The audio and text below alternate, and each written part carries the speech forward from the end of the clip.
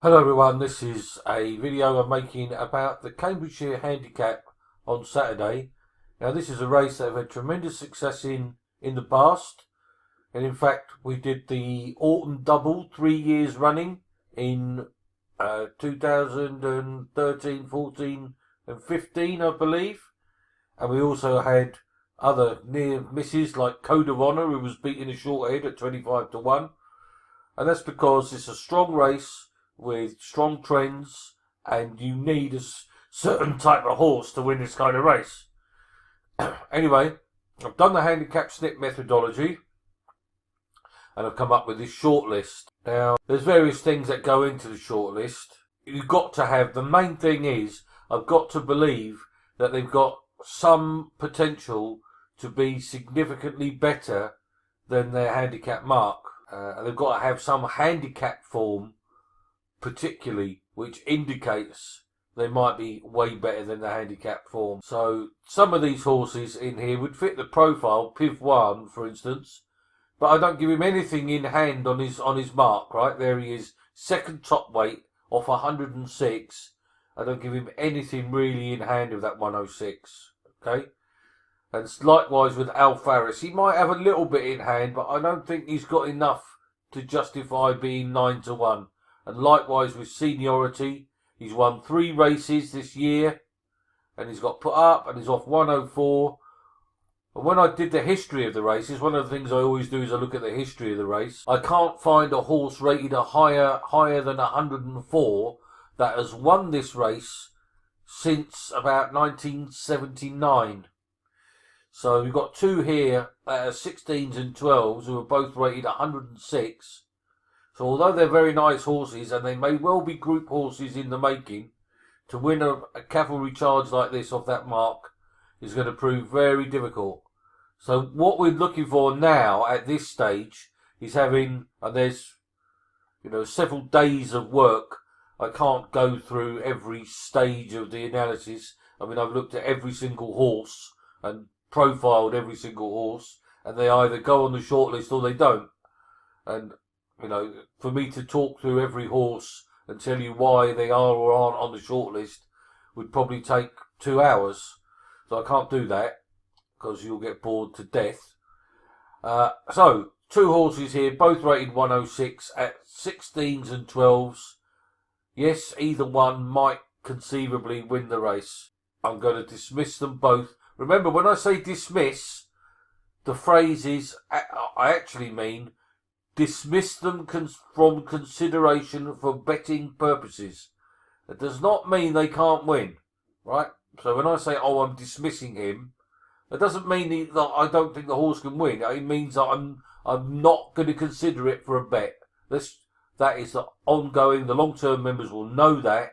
When I say I'm dismissing them, it's a balance between what chance I think they've got and what price are they, and if the two don't come together, then I have to knock them out.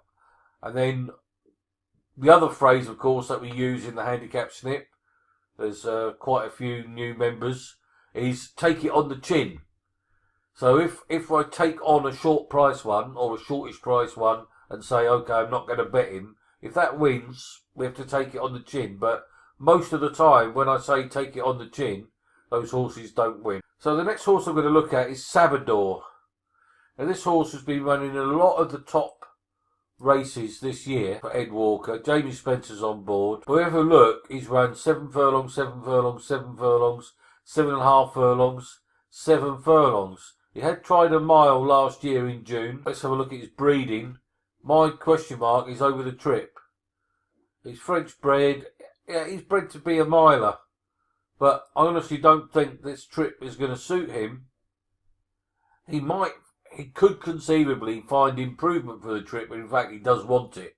But on the balance of probability, it's unlikely, because the history of the Cambridgeshire, when I look at all the recent winners, one of the strong trends is, not that I'm applying trends here, I'm primarily, the handicap snip methodology is a handicapping methodology, okay? I'm using a handicap marks to determine who's on the shortlist and who isn't. bear that in mind. Okay, that's the number one thing. I mean, I will knock out 8 and 9 year olds and things like that, and mares. Quite often I'll just say mares don't win this race, and I'll just dismiss them out of hand. But primarily when I'm deciding between these shortlisters, I'm looking for the combination of a horse that I think's got something in hand on his mark and has got a decent price. And if I think they've got a lot in hand and they're a big price, then that's going to be the bet. Okay, so Sabador, he fits the profile apart from a lot of the Cambridgeshire winners that we've seen in the past. They've all had form at 10 furlongs, and he's never been beyond a mile. So I'm going to knock him out, and let's have a look at Kinren. Kinren was a horse that I've had on my mind all year, and I did make him a big bet at Royal Ascot, and he ran down the field in the Hunt Cup, I believe, was it? Yes, he finished 21st, but he was on the far side, and you needed to be in the middle, and he proved that all wrong by then running third in the John Smith's Cup, right? It was off the same mark. You can see here he ran 20. He was second at Sandown, and I fancied him then for the Royal Hunt Cup, but he was on the far side and he never got involved. And they put, I believe they put an apprentice jockey on, and he just didn't know what to do. Let me just check that for you. Let's have a look. No, Ben Curtis. Yeah, race far side. Yeah, finished 6th of 10 on the group on the far side, but he never really got involved. But this John Smith's Cup, which he was third in, this is red hot form.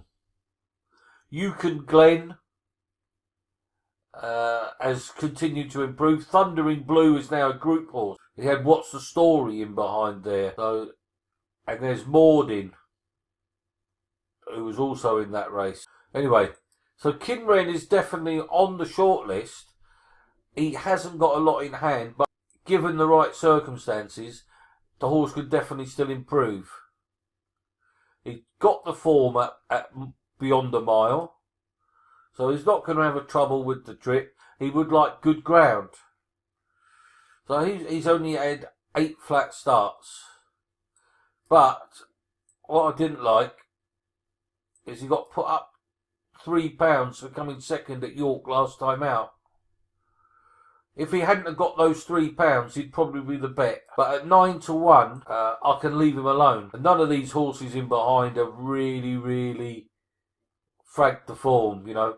None of these have really done anything. So I'm wondering how strong that form is. This York form. So in a 33 runner race, I'm definitely not going to be betting Kinren at 9 to 1. I'd take it on the chin if he wins. So Danceteria, 3-year-old, trained by David Menouzier, French bred, only had 9 flat starts and won 4 of them. Ran 5th of 19 at the Curragh on his latest start. Gets to run off £1 lower than that here. Runs off 103. So that was probably a decent effort, that run at the Curragh, behind Hamley, held up in the rear, never near a 5th on the line, ran on well. It's got to improve again. It's won off 103. It's £10 higher than when it won there, look. Won at Newmarket, won by 3.5 lengths, and it's up £10. Plus it had Jason Watson claiming 3. It's got to make a significant step forward. He may well be capable of that, but at 11 to 1, I don't really want to bet a horse that has got to make a massive step forward. So here we go. We're down to these two 4-year-olds, one rated 95, one rated 98. Now, we did bet Mordin earlier in the year, and I believe that was in the John Smith's Cup, when he was down the field. Graham Lee rode him that day. He's only had 6 flat starts. He's got enormous potential to be way better. Only 6 flat starts, but already, you know, he's been. It is annoying that the only time he ran in a big field, he ran down the field. Whether he was intimidated or what, or whether the going was not right, his best form appears to be on good ground. which is what he should get. But he's very lightly raced, and I can definitely see him being involved in the finish. He's drawn high. He's only had the 6 starts, as I say. He's going to run off 95, and he's £5 well in. If you look, his official mark is 100. He's been raised £5. That was for this run here at Sandown. And this was a good run. He's been beaten ahead by Madge Boar, and they pulled 2 3/4 lengths clear from the 3rd, and then 4 lengths clear from the 4th, and then another 3 lengths clear from the 5th. So they were strung out like washing. That was a strongly run race. Harry Bentley rode him. He led 1 furlong out. Hard pressed, headed last 120 yards, kept on well again, just held by a head. Looks like he probably hit the front too soon. But anyway, he's got put up £5 for that. So he's effectively £5 well in here. So that makes him, the fact that he's £5 well in and he's 40 to 1. The cheek pieces go on first time. He's the right age. He's got form at the trip. He's gone close. Let's just get that back up again. He's gone close over 10 furlongs. Look, in fact, 9 furlongs is going to be no problem. He ran a very nice race here in this against Multazem. Multazem at the time was extremely well treated and in blinding form. He just won his previous start, Multazem. He was off 88 that day, Multazem. Let's see where he is now. Here we go. So he's only up £3, but let's have a look. Let's see if we can get some more clues. So when he won at Ayr, yes, they rated that form highly. When he won there, he was off 88. He then went very close to winning off 91. He's now dropped away a bit. He peaked. He's had his peak run, but he was in peak form that day. When he won at Haydock, he then came out under the £6 penalty. That was top form. The horse, was running exceptionally well. So 9 furlongs is not going to be a problem. Plus, he had Jack Mitchell riding that day. Just held, rallied again. Look, pressed, led on the bit, 1 out, hard pressed, rallied, just held, got beat a short head. So I'm definitely going to be betting MORDIN. The cheek pieces go on first time. You're going to get a strong run race. Hopefully he's going to travel well and come through. Let's have a look at What's the Story, because MORDIN's drawn 25. What's the Story is drawn 2. Now what I don't like about this is he's not been seen for 60 days. And that is not something I like. I like to have something that's had a bit of a prep run, has seen the track and is fit and well. Got no way of knowing. The last run we got is on soft ground at Galway off 98, and he was down the field. He was also in the John Smith Cup. He's finished 6th. He's off 98 here, and he was 4th in the Hunt Cup. Let's have a look at his winning form. Yeah, he's won over 7 furlongs. He's won over a mile on the all-weather. It's going to take a lot for me to say that he's going to have to reproduce the Royal Hunt Cup form to be competitive. And he did have a decent draw that day. It was drawn 19, and that was where you needed to be, right up the middle. The winner come out of 22, the second was out of 17, the third was out of 13, and the fourth was out of 19. So I'm not going to be betting What's the Story. So the bet for the Cambridgeshire, and we'll have a look at the market in a second, is going to be MORDIN. 40 to 1 showing at Bet365. Let's go and have a look at the betting market.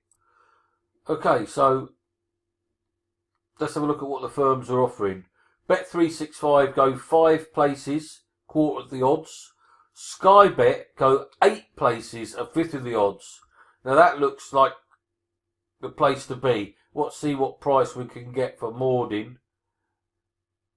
33 to 1 with 8 places, a fifth of the odds. So you're going to get 6 and a bit to 1 to finish in the top 8. I think that's tremendous. Now let's have a go across here. Paddy Power are going 7 places, but they've cut it down to 28 to 1. Betfair, you can't get on there. They won't take a bet. They go in 6 places. And then you've got these shyster firms over here, 888. I wouldn't recommend you bet with any of those. So the best looking deals are Sky Bet, 8 places. If you can get on with them, 33 to 1. You can have a little bit on Bet365 at 40 to 1 with 5 places. If you see Betfair are going 6 places, but they're only 28 to 1. So the 2 best bets are Bet365, 40 to 1, 5 places. Sky Bet, 33 to 1, 8 places. That's where I would be putting my money. Paddy Power were 33 to 1 with 7 places yesterday, but they've nipped the price. So let's go back to the card. Find it. Here we go. So there we go. What I'm going to do is I'm going to just have that 1 bet each way in the Cambridgeshire.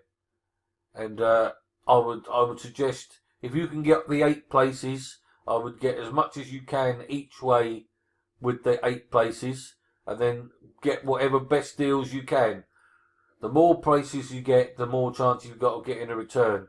But the horse, I'm certain, is going to be ideally suited by the going, which is and the trip and the strong gallop. So hopefully, with the cheap pieces on first time, 6 places, he's only had 6 races, and fingers crossed we can land a massive touch, bit like we did before in the Victoria Cup. Of course, for last week we had Baron Bolt in the Air Gold Cup, but I'm not splitting the stakes this time. MORDIN is my sole selection. Fingers crossed.